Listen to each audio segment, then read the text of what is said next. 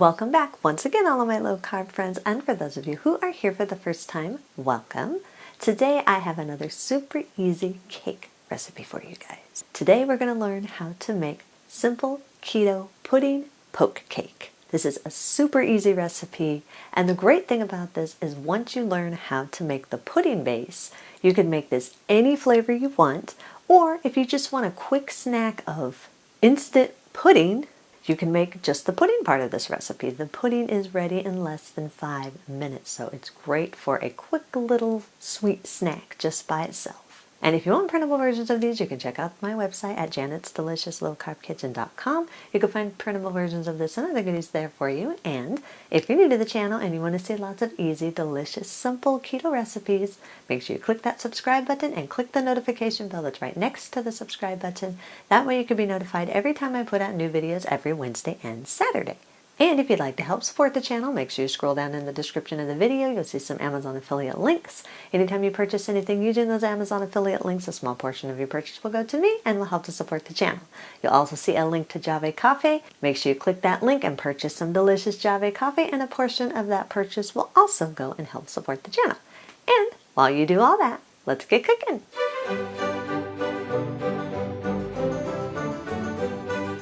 Preheat your oven to 350 degrees. Line an 8 by 8 inch cake pan with parchment paper.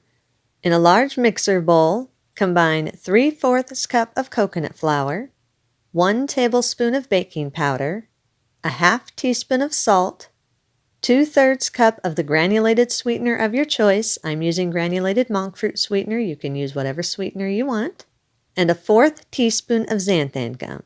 Sift or whisk these all together until they're fully combined and there are no lumps in the dry ingredients. Add 4 large room temperature eggs. Make sure they are room temperature. This makes for a smoother cake batter, which makes for a more fluffy cake. Beat on low for about 10 seconds or just until the eggs start combining with the dry ingredients. Then increase your speed to medium-low and beat on medium-low for about 30 seconds or until the eggs and dry ingredients are fully combined. Add a half cup of butter that's been softened. Make sure it's just softened, not melted. Beat on low once again for about 10 seconds or just until the butter starts breaking up into the egg and dry ingredients. Then increase your speed to medium and beat on medium for about another 30 seconds or until everything is fully combined and smooth. Add 1 tablespoon of vanilla extract. You can use more or less of the vanilla extract depending on how much of a vanilla taste you want. Add 3/4 cup of the milk of your choice. Make sure it is room temperature. That way it makes for a smoother batter, which again makes for a more fluffy and more moist cake. Beat on low once again for another 10 seconds or just until the ingredient starts combining all together. Then increase your speed to medium and again beat on medium for another 30 seconds or until everything is fully combined and you have a smooth cake batter. Now if you want this to be a chocolate cake instead of a white or vanilla flavored cake, all you need to do is reduce the coconut flour to only 10 tablespoons and add 2 tablespoons of cocoa powder. Scoop the batter into your prepared cake pan and use a spatula or a knife or your fingers even and spread the batter evenly throughout the cake pan. Make sure it's as even as you possibly can get it. That way you have a more even cook throughout your cake. Once it's spread evenly, place it into your preheated oven and bake the cake at 350 degrees for around 30 to 35 minutes or until it's lightly golden and a tester comes out clean. Now while the cake is baking, we're going to make the pudding. In a large blender, combine 6 tablespoons of powdered monk fruit allulose blend or powdered sweetener of your choice, 1 3/4 teaspoon of xanthan gum, and an 1/8 teaspoon of salt. Sift or whisk these together until they're fully combined and there are no lumps in the dry ingredients. Add 1 cup of the milk of your choice and 1 1/2 teaspoons of vanilla extract or the extract of your choice. Whatever flavor you're wanting this pudding to be, that would be the flavor of extract. Now I'm making a chocolate pudding, so I'm putting 2 tablespoons of keto chocolate syrup in this.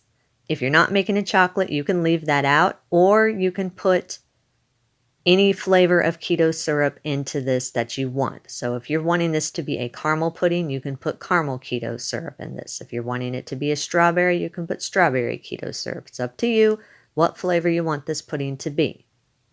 Blend the mixture on high for about 1 minute or until everything is thick, smooth, and creamy. Now, if you don't have any keto chocolate syrup and you're wanting to make this a chocolate pudding, all you need to do is take about 1 to 2 tablespoons of keto chocolate chips and add about 2 teaspoons of coconut oil, melt them together until they are liquid. Then you can add that in instead of the keto chocolate syrup. The only thing about that is coconut oil can solidify a little bit once it cools down, so you may have a slightly different texture than if you were to use the syrup. Once it's all combined and you have a nice smooth pudding mixture, scoop the pudding into a refrigerator-safe bowl and place it covered in the refrigerator until the cake is done baking. When you have about 1 minute left of your baking, remove the pudding from the refrigerator and give it a little bit of a stir just to make sure that it is fully combined and you have a nice thick pudding consistency. Then once your cake is fully baked, remove it from the oven and immediately use the tip of the handle of a wooden spoon and poke holes throughout the cake. The holes should be about 1 inch apart or so and only about 3/4 of the way through the cake. You should not poke the hole completely through the cake. You want it mostly through, but not completely. So 1 inch apart and about 3/4 of the way down is what the holes should be. Once the holes are poked, immediately spoon the pudding mixture evenly over the top of the cake. Now what I like to do is I like to take a small teaspoon and fill the holes first with the pudding mixture to make sure that the pudding does get down in the holes, because that's what makes a poke cake, is that there is pudding or filling of some sort that slides down inside the holes. So if you just spread the pudding on there without filling the holes first, you run the risk of the pudding not getting all the way down into the holes. So I take a teaspoon or so, put it over the hole, and let it soak down into it. It should slip right down into it because the cake is still hot. So the pudding should slip right down into the hole. And then once I have all the holes filled, then I take the rest of the pudding and evenly spread it over the top of the cake. Make sure that the pudding gets evenly spread. I use the back of a spoon and just kind of make some wavy little textures on top of the pudding just to give it a little bit of a textured look. But you don't have to do that. You just want the pudding evenly across the top of the cake. Once the pudding is evenly spread, then place it in the refrigerator and let it chill for about 1 hour before serving it. You do want to make sure that you let it chill in the refrigerator for that full hour. That gives it a chance to cool off, and it also gives it a chance for the pudding to set really well in the holes of the cake. After it's chilled for an hour, remove it from the refrigerator, slice it into your desired size pieces, place it on the serving platter of your choice. If you do have any leftovers, store it in an airtight container in the refrigerator for up to 3 days. Eat and enjoy.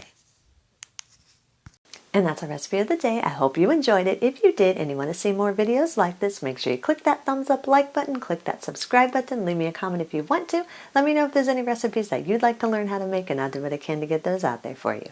And as always, keep cooking.